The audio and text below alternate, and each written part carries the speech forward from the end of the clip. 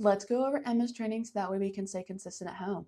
Whenever she's doing things that we want to keep seeing, such as following our commands, we're going to reinforce and reward that behavior with either praise, petting, or treats. And then when she's doing things that we don't want to keep seeing, such as not following our commands, we're going to follow through with our training equipment to decrease those behaviors. Now let's go over Emma's training equipment. This is her slip collar. She's going to wear this whenever she is on a leash. The leash is going to attach to this end. How we put this on is we're just going to make a loop and slip it over her head. It's going to go nice and high right behind her ears, and then we can cinch it down so that way it doesn't create a big loop and slip over her head. This also works to where if she decides to back out or she decides to try to get out of it, she can't because it's going to cause pressure and she can't slip out of it. So whenever we're using this and she is doing what we are asking, we're never going to have constant tension on it. So whenever she's doing what we're asking, it's going to have a nice loop so there's no tension on Emma. So say she is in the heel position and she's starting to pull ahead. We're just going to say no, pop of the leash, and then remind her heel. So no marks that incorrect behavior we don't want to see because heel means walk next to me on a nice loose leash. And then we're going to pop the leash and then remind her heel. Then when she gets back into the heel position where we want her, we're going to give her that praise, petting, and treats to reinforce where we want her to be. Now we have her remote collar, how we turn this on and off. Red dot on the collar and a red dot on the remote. We're going to touch these together. The green light means the collar is on, charged, and ready to go. Now we can turn on the remote by the on and off button on the back. Push and hold until the screen lights up. We're going to see level 15 appear on the screen. This is Emma's working level. Then we're going to focus on the black S button today. S just stands for stimulation, so it's kind of like an electric muscle stimulator. So say Emma's in the heel. Heel just means walk next to me on that nice loose leash.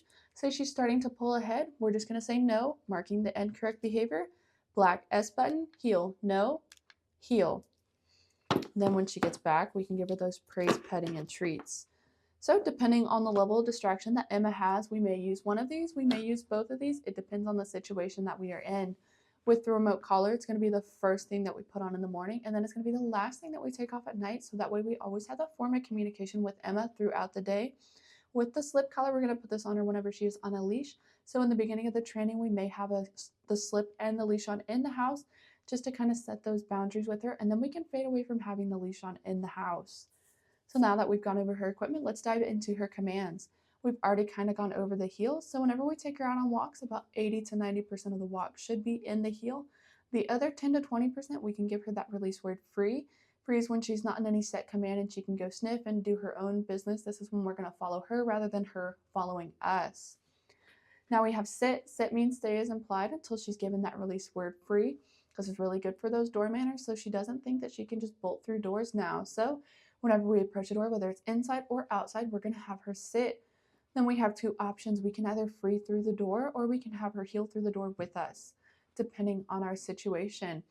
So if she sits and she stays throughout that whole thing, great. If not, we're going to follow through with our training equipment until she gets it right, so that way we set those same boundaries at home that we have here at the facility. Now we have down. Down also means stay as implied.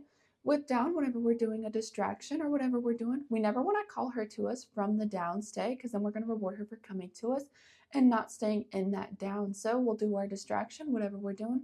We're going to go back to her and release her from where she's at, so that way she gets rewarded for staying in that down stay. Whenever we reward this, we also reward as low as possible, so she knows that staying low to the ground is what we are asking of her. Now we have place. Place is a boundary stay, ideally on an elevated bed. This is really good for whenever we have company coming over, so that way she can still experience everything that's going on, but she's on a set boundary so she can't get in people's way when they're coming through the door or trying to take off their shoes or anything. So whenever we first practice this one, I suggest having a leash on her, so that way if she decides to get off of the place bed, we can guide her back with the leash if we need to. And just like with the down, we're not going to release her from a distance so she doesn't get rewarded for coming to us. We're going to go back to her boundary stay and release her from where she's at. Also with this, we're going to reward on the place bed so she knows the positive zone is that boundary. Now we have come when called. So whenever we're practicing the come when called, ideally whenever we need her to come back to us, it's whenever she is distracted doing her own thing, so we can give her that release word free. Let her get distracted, do her own thing. So whenever we call her to us, we're going to say come in a loud, firm tone, praise her as she's coming to us, have her sit, and then we can give her the reward. When you first practice this one, you should practice on a 30 to 50-foot leash so that way if she decides to ignore us or she gets extra distracted, we have a way to reel her back in like a fish if we need to. Also, with this command, we're going to reward every single time we call her to us so that way she gets that positive association with coming into our space. Now we have leave it. Leave it just means don't grab that. So practice with dogs safe foods to begin.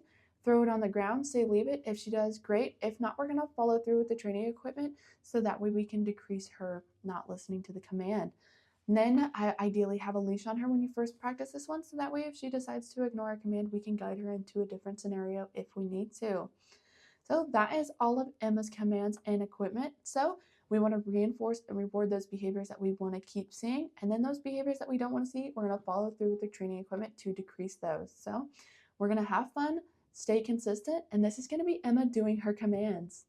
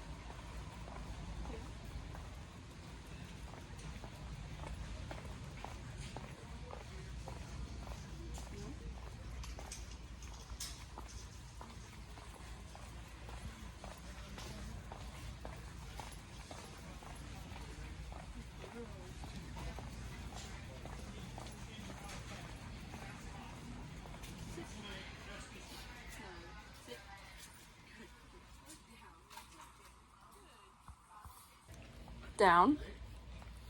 Good. Good. Down.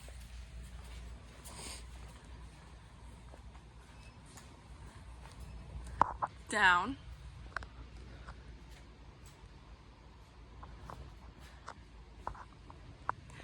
Good. Down, Emma.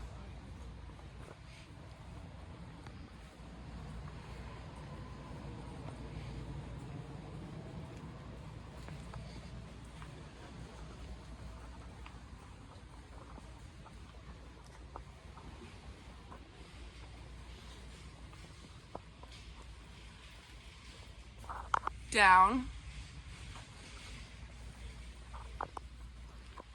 Good. Down.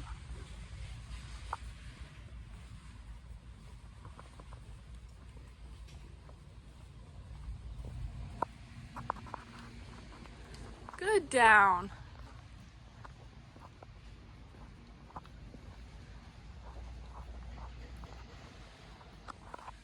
Good job, Emma. Good. Free. Good girl.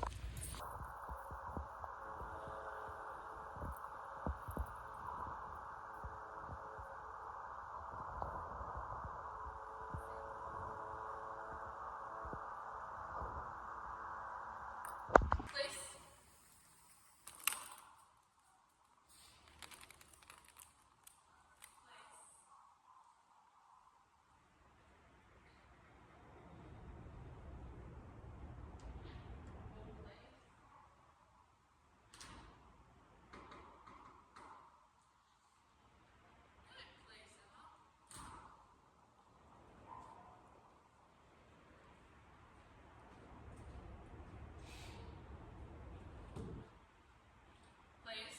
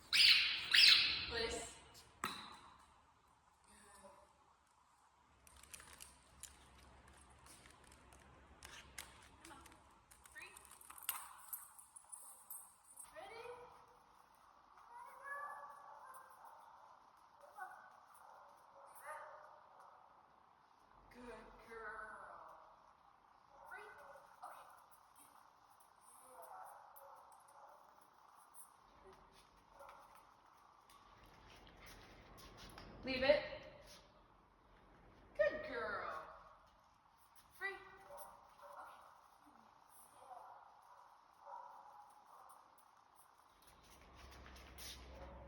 Leave it. Good.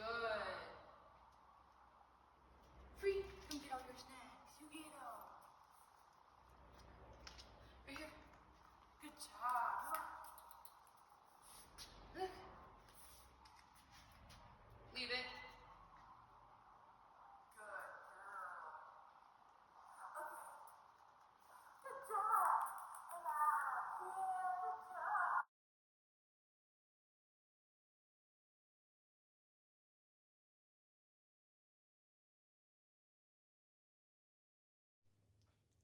Let's go over the other features of the remote. So now that we know how to turn it on, let's go over how to turn it off. Just like we turned it on, red dots on both the collar and the remote, touch them together. This turns off the collar only. How we turn off the remote, on and off button on the back, push and hold until the screen lights up. Or goes blank. Shut up.